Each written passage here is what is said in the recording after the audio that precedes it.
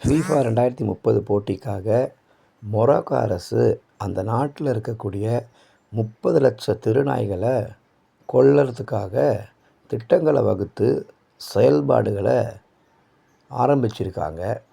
இந்த மொராக்கோ நாட்டு அரசுக்கு எதிராக வன ஆர்வலர்கள், வன உயிரியல் அமைப்புகளை சேர்ந்த பல்வேறு அமைப்புகளும் தங்களுடைய கண்டனங்களை பதிவு செஞ்சுட்டு வராங்க.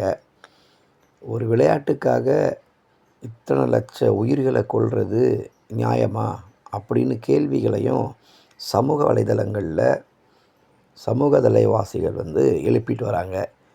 ஒரு விளையாட்டு போட்டிக்காக ஏன் இத்தனை உயிரினங்களை கொல்றீங்க அப்படிங்கன்னு. இவங்க என்ன சொல்கிறாங்கன்னா, ஃபிஃபாவுடைய அந்த போட்டிகள் நடைபெறும் பொழுது இந்த தெருநாய்கள் குறுக்கீடு வந்துடுறதுனால விபத்துகள் ஏற்படுது. இந்த விபத்துகளால் மனித உயிர்கள் எதுவும் ஏற்பட்டுறக்கூடாது அப்படின்றதுக்காக தான் நாங்கள் 30,00,000 தெருநாய்களை கொல்கிறோம் அப்படின்னு மொராக்கோ நாட்டு அரசு இதுக்கான விளக்கத்தையும் கொடுத்துருக்காங்க.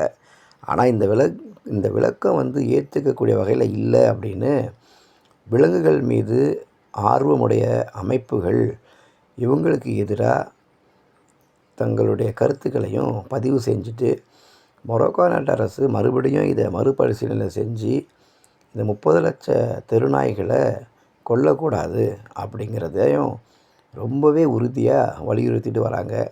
ஆனால் மொராக்கோ நாட்டு அரசு என்ன செய்ய போகிறாங்க அப்படிங்கிறது தெரியலை.